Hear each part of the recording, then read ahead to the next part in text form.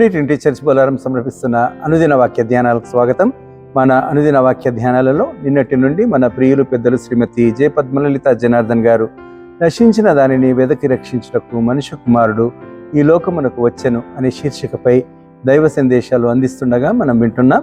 ఈనాటి అంశం జీవపు డంబములో నశించిన జక్కయ్య. ఈ అంశాన్ని గురించి మనము తెలుసుకోక మునుపు ఈ భక్తి గీతాన్ని విందాం.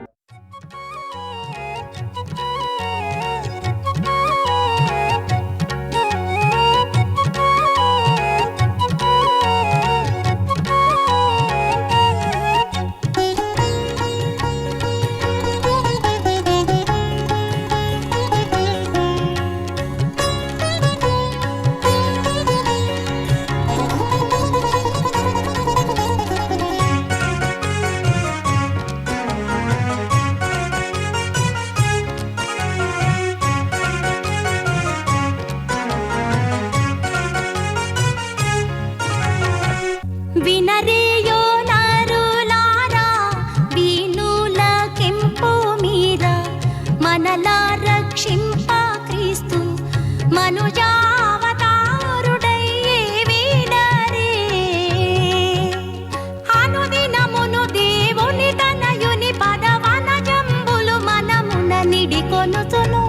వినరేయో నరులారా, వీణుల కెంపు మీర మనలా రక్షింప క్రీస్తు మనుజావతారుడయ్యే వినరే.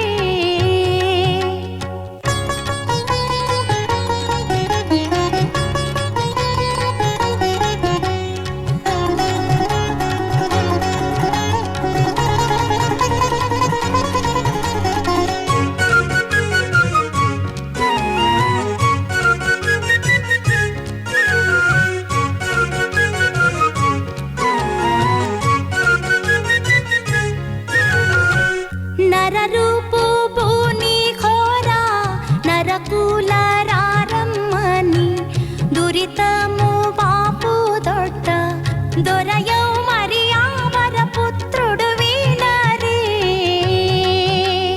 కరమరుదగు కల్వరి గిరిధరి కరిగిరయంబున ప్రభు కరుణను గనరే. వినరేయో నరులారా, వీణుల కెంపు మీర మనలా రక్షింప క్రీస్తు మనుజావతారుడయ్యే వినరే.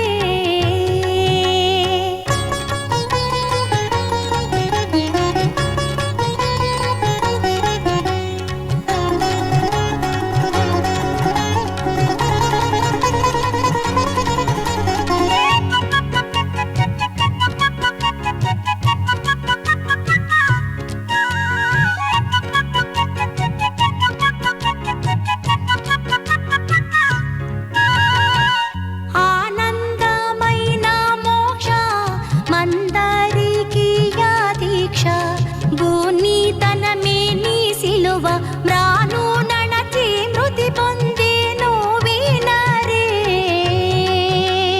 దీన దయాపరుడైన మహాత్ముడు జానుగా యాగము సలిపిన తెరంగితి. వినరేయో నరులారా, వీణుల కెంపు మీర మనలా రక్షింప క్రీస్తు మనుజావతారుడయ్యే వినరే.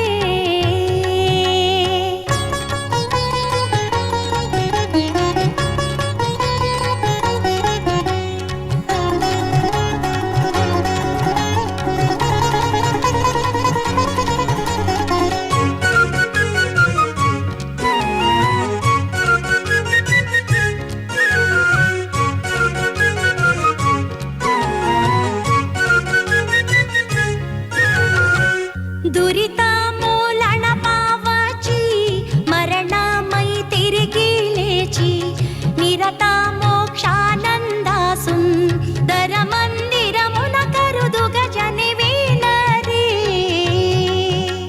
బిరబిర మన మందరమా కరుణా శరణిధి చరణమే శరణని పోదము. వినరేయో నరులారా, వీణుల కెంపు మీర మనలా రక్షింప క్రీస్తు మనుజావతారుడై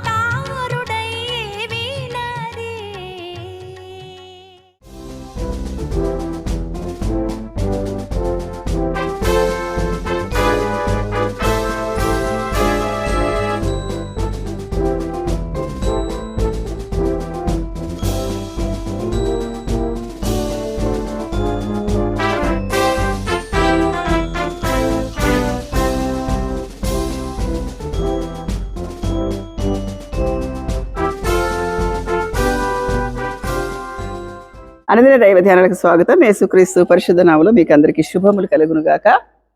ప్రార్థన చేసుకుందాం. ప్రేమ నమ్మకం గల ప్రభువా, కృపగల నాయన, నీ పాదాలకు వందనాలు, స్తోత్రాలు, కృతజ్ఞతలు.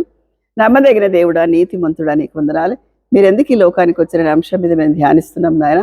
మా ధ్యానానికి ప్రభువా మీ పరిశుద్ధాత్మను కాపుదలగా ఉంచండి. పరిశుద్ధాత్మ ద్వారా బోధించండి. మాకు ప్రయోజనకరంగా చేయమని, వినువారికి ప్రకటించు వారికి అది ప్రయోజనకరంగా ఉండే కృప దయచేయమని నజరేయుడైన యేసుక్రీస్తు పరిశుద్ధ నామములో ప్రార్థన చేసి వేడుకుంటున్నాను పరమ తండ్రి, ఆమేన్. నశించిన దాన్ని వెదికి రక్షించకు మనుష్య కుమారుడు ఈ లోకంలోనికి వచ్చెను అనే మాటలో ఎవరిని వెదికి రక్షించాడని కొంతమందిని మత్సుకు కొంతమందిని సెలెక్ట్ చేసుకున్నాను. వారి గురించి నేను మాట్లాడాలని ఆశపడుతున్నాను. ఇందులో మొదటగా నేను తీసుకున్నది ఈ జక్కయ్య, లూకా సువార్త 19వ అధ్యాయం. ఆయన సంచరిస్తూ ఎరికో పట్టణం ప్రవేశించి దాని గుండా పోవుచుండెను. ఇదిగో సుంకపు కుత్తదారుడును ధనవంతుడైన జక్కయ్య అని పేరు గల ఒకడు యేసు ఎవరో అని చూడగోరును గాని పొట్టివాడైనందున జనుడు గుంపు కూడి ఉండుట వలన చూడలేకపోయెను. యేసుక్రీస్తు పరిచర్యలో భాగంగా ఎరికో గుండా వెళ్తున్నాడు. ఆయన పరిచర్య చేస్తున్నప్పుడు చాలా చోట్లు ప్రయాణం చేస్తాడు. కపెర్నహూము హెడ్ క్వార్టర్. అక్కడి నుంచి బయలుదేరి తన సువార్త ఏ దిశగా పయనిస్తే ఆ దిశగా వెళ్ళి మనుషులను రక్షించాడు, స్వస్థపరిచాడు, బోధ చేశాడు, చాలా చాలా పనులు చేశాడు. జక్కయ్య అంటే ఆయన స్ట్రెంగ్త్ ఆఫ్ గాడ్ అని రాయబడింది. ఆ తర్వాత ఈయన హ్యూమన్ ఇన్స్టిట్యూషన్ని కానీ హ్యూమన్ ఫిలాసఫీని కానీ ఉద్ధరించలేదు, కానీ హ్యూమన్ హార్ట్ని వెతికి రక్షించడానికి యేసుక్రీస్తు ప్రభు ఇచ్చాడు. జక్కయ్య అందరి చేత నిందించబడ్డాడు. ఆయన ఎంత పేరుందంటే ఆయన ఒక లంచం తీసుకునే అతనని పేరుంది. ఆయన యేసుక్రీస్తును చూడగోరాడు. ఇది మంచి లక్షణం.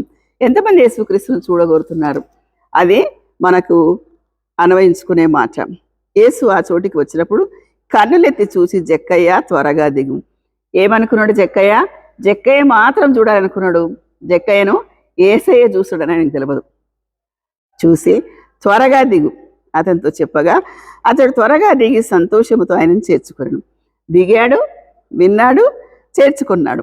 అందుకు అతని చూసి ఈయన పాపి అయిన మనుషుని యొద్దకు బస చేయవలెనని అందరూ అనుకోరు. పాపి ఎందుకంటుండంటే సుంకం వసూలు చేస్తూ కొంత లంచము తీసుకునే అలవాటు ఉందనే ఒక పేరు ఉంది ఆయనకు. జక్కయ్య నిలవబడి, ఇదిగో ప్రభువా, నా ఆస్తిలో సగము బీదలకు ఇస్తున్నాను.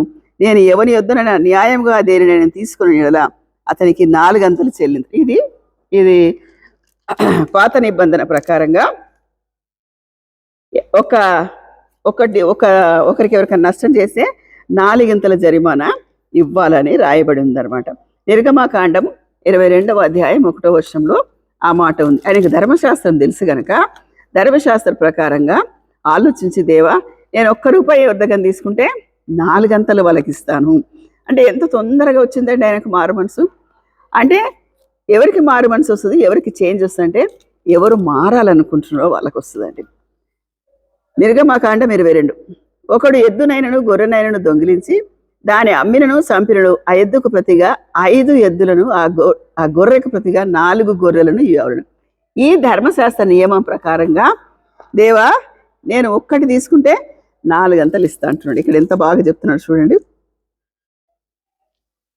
నా ఆశలో సగం బీదలకు ఇస్తున్నాను. నేను ఎవరి యుద్ధనైనా అన్యాయముగా దేని నేను తీసుకున్నాడు అతనికి 4 గంతలు చెల్లింతును.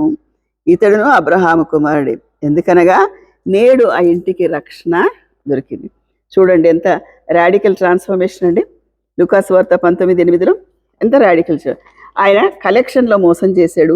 ఆయన హార్ట్ ఆయనకు తెలుసు, ఆయన ఎక్కడ తప్పిపోయిందని తెలుసు కాబట్టి, తప్పిపోయిన స్థలము తెలుసు గనక, తప్పిపోయిన స్థితి తెలుసు గనక, తప్పిపోయిన స్థాయి తెలుసు గనక ఆయన ఏం చేశాడు? వెంటనే దేవునికి లోబడ్డాడు. లోబడి ఏం చేశాడు చూడండి, అన్నీ ఒప్పుకున్నాడు. రాడికల్ ట్రాన్స్ఫర్మేషన్ వచ్చింది. సేవియర్ దొరికినప్పుడు ఎంత పోగొట్టుకున్న జీవితాన్ని ఇచ్చేశాడు ఆయన. జక్కయ్య ఇంటికి రక్షణ వచ్చింది. మరి మీ సంగతి ఏమిటి? 4 గంతలు. ఈ తప్పిపోయినా ఎందులో తప్పిపోయాడినా? ఈయనకు డబ్బు మీద ఆశ, జీవపు డంబం. లోకము అనే మాటకు శరీరాశ, నేత్రాశ, జీవపు డంబం. ఈయన డబ్బు మీద ఆశ కలిగినోడు కాబట్టి అక్కడ పడిపోయిన స్థితిలో ఉంటే ఆ పడిపోయిన స్థితి నుంచి వెతికి రక్షించి జక్కయ్యను దేవుడు తన కుమారుడిగా స్వీకరించాడు. ఆ కుటుంబానికి రక్షణ ఇచ్చాడు. నేడు నాడు దేవుని ఉద్దేశం అదే. ఏ స్థితిలో పడిపోయినావో ఆ స్థితిలోంచి లేపి నేను రక్షించాలని మనుష్య కుమారుడు ఈ లోకానికి వచ్చాడు. మనం వేడుక చేసుకుంటాం. మనం క్రీస్తు జననం, ఆయన జన్మానికి ఉద్దేశం ఏంటిదంటే నశించిన దానిని వెదకి రక్షించక. అందులో మొదటి వ్యక్తి జక్కయ్య. కాబట్టి అలాంటి పరిస్థితులు ఒకవేళ మనం లిటరల్గా అదే స్థాయిలో మనం పడిపోకపోవచ్చు, అదే డబ్బు విషయంలో పడిపోకపోవచ్చు, ఇంకెక్కడన్నా మాటలు అనడం కానీ, మాట చూపు క్రియ తలంపులు ఎక్కడ పడ్డా కూడా నశించిపోతే అక్కడి నుంచి వెదికి రక్షించడానికి యేసుక్రీస్తు ప్రభువు ఈ లోకానికి వచ్చాడు. నువ్వు ఆ స్థితిని ఒప్పుకుంటే దేవుడు తప్పకుండా నీ పక్షంగా ఉండి నిన్ను రక్షిస్తాడు, నీ కుటుంబానికి రక్షణ ఇస్తాడు. అంటే రక్షణ ఏ స్థితిలో ఉన్న మనకు దేవుడు ఇవ్వడానికి సిద్ధంగా ఉన్నాడు. కాబట్టి ఆయన చేరువ కావడానికి మనం ప్రయత్నిస్తాం. అట్టి దీవెన దేవుడు మనకు దయచేయనుగాక.